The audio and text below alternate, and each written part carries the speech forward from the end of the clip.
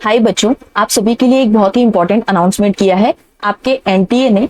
अभी कुछ देर पहले यानी कि जस्ट 9 बजे एनटीए की तरफ से एनटीए ने एक ट्वीट किया था जिसमें कि ये बताया गया कि जो आपका रीनीट 2026 है ये आपका 21 जून को होने वाला है। यानी कि आपके एग्जाम की अब आपको फाइनल डेट पता चल गई है, उसके अकॉर्डिंग आप प्रिपरेशन करेंगे।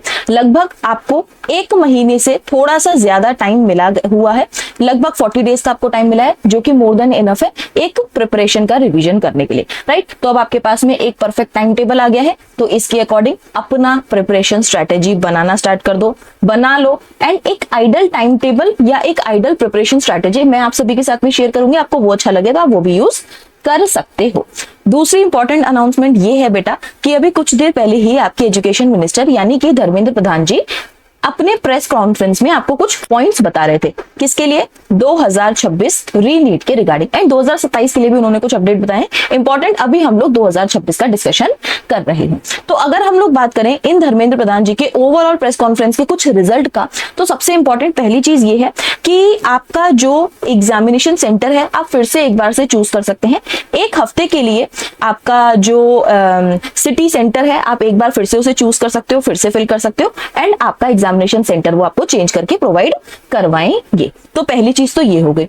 दूसरी चीज इन्होंने ये बताई कि आपको क्या करना है। जो आपका नीट का एग्जाम 2 to 5 PM का यानी कि 3 घंटे का होता था, अब वो थोड़ा सा टाइम एक्सटेंड करके 2 to 5:15 का कर दिया है। यानी कि आपको 15 मिनट एक्स्ट्रा प्रोवाइड किए जाएंगे आपके एग्जामिनेशन को कंप्लीट करने के लिए। अब इस पॉइंट से एक बड़ा सा सवाल ये उठता है कि क्या मैम रीनीट थोड़ा सा डिफिकल्ट हो जाएगा क्योंकि इन्होंने हमें 15 मिनट्स एक्स्ट्रा दिए। देखो बेटा, एक जेन्युइन सी बात ये बताऊं, जो आपको इतना सारा ट्रबल फेस करना पड़ा है उसका कंपेंसेशन है ये 15 मिनट आपको दे दिए गए हैं।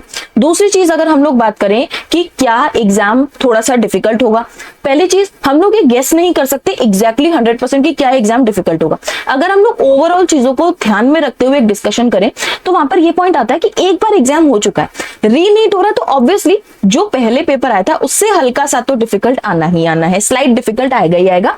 वो चाहे आपको 15 मिनट एक्स्ट्रा नहीं देते तो भी हम ये बात समझ के चलते हैं।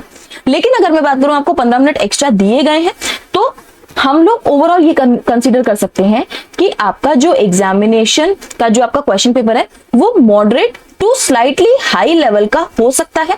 बट हम लोग ये नहीं कहेंगे कि बिल्कुल ही डिफिकल्ट पेपर आ जाएगा जो आप सॉल्व नहीं कर पाओ। आपके सिलेबस से आएगा, एनसीईआरटी से आएगा, आप उसे सॉल्व कर पाएंगे। तो जितनी भी आपकी प्रैक्टिस है उसे आप बिल्कुल हाई लेवल के क्वेश्चन करके बिल्कुल सिंपल चीजों को रिवाइज ना करें, ऐसा आपको नहीं करना है। आपको क्या करना है, जब भी आप अपना क्वेश्चन पेपर सॉल्व करते हैं तो अब आपको क्योंकि 15 मिनट एक्स्ट्रा दिए गए हैं तो यहाँ पर टाइम आपको थोड़ा सा मिल गया है।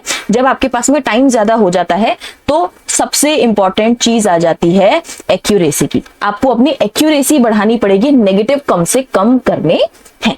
ठीक है। तीसरा पॉइंट जो धर्मेंद्र प्रधान जी ने आपको बताया था वो ये है कि जो आपके एडमिट कार्ड है बेटा वो आपको 14 जून तक मिल जाएंगे। यानी कि 21 जून का जो आपका एग्जाम है उससे पहले आपको 14 जून को एडमिट कार्ड मिल जाएंगे। तो आप आराम से अपनी जो सिटी वगैरह उसकी टिकट्स वगैरह अगर आपको करनी पड़ती हैं तो आप कर सकते हैं। तो इतना ही कुछ इनका नोटिस था। आपके रही पूरे शेड्यूल की बात कि कैसे प्रिपरेशन करनी है, मैं आप लोगों को इवनिंग तक प्रोवाइड करवाऊंगी। उससे पहले आप अपना खुद भी बनाएं और कंपेयर करके उसके अकॉर्डिंग एक परफेक्ट स्ट्रैटेजी करें, क्योंकि भगवान ने अगर आपको एक और मौका दिया है तो उसे जाया नहीं होने देना है। एक और इंपॉर्टेंट चीज, जो आपके टेस्ट हैं बेटा, टेस्ट में यहाँ पर एक्यूरेसी बहुत मैंडेटरी है।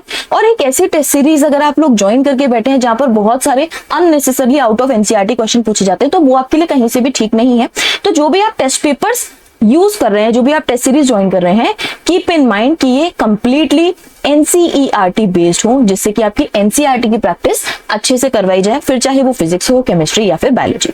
ऐसी ही एक टेस्ट सीरीज हमारी ऑपरेशन नीट की तरफ से भी रीनीट के लिए लॉन्च हो रही है, कंप्लीटली फ्री है। ठीक है, बिल्कुल फ्री है। आपको टेलीग्राम पर ये टेस्ट सीरीज मिल जाएगी। इसका शेड्यूल भी मैं बहुत ही अभी रिसेंटली अपने इंस्टाग्राम पर, टेलीग्राम पर और आपके जो वाईटी है इस सब जगह अपलोड करवा दूंगी, तो इसको एक बार से देख लेना। कंप्लीटली फ्री है, बस आपको टेलीग्राम पे जाकर के टेस्ट पेपर ले लेना होगा, तो आप ये भी ले सकते हो, राइट। इसके अलावा आपको कोई भी क्वेरी है तो मेरा कॉन्टैक्ट नंबर आपको अलग अलग प्लेटफॉर्म्स पर ऑलरेडी प्रोवाइडेड है, 9808 407254 4072 54। इधर आप, ये मेरा कॉन्टैक्ट नंबर है, हेल्पलाइन नंबर है, जहां पर आप बैचेस की और बाकी, अभी वैसे तो बैचेस के लिए रहता है बट अभी आपकी कोई भी क्वेरी है तो आप यहाँ पर इसको डिस्कस कर सकते हैं। पर्सनल डिस्कशन के लिए आप इंस्टाग्राम पर फॉलो कर सकते हैं बेटा। इसके अलावा एक और इंपॉर्टेंट चीज कि बायोलॉजी की बात मैं अगर करूं कि बायोलॉजी में बहुत सारे मैम रिवीजन प्लान होते हैं, क्योंकि हम लोग रिवाइज करते हैं फिर हम भूल जाते हैं, तो बहुत सारे रिवीजन प्लान्स, बहुत सारी स्ट्रैटेजीज और बहुत सारी ट्रिक्स के साथ में हम लोग पूरा रिवीजन बायोलॉजी का तो अपने वाईटी चैनल पर ही करेंगे।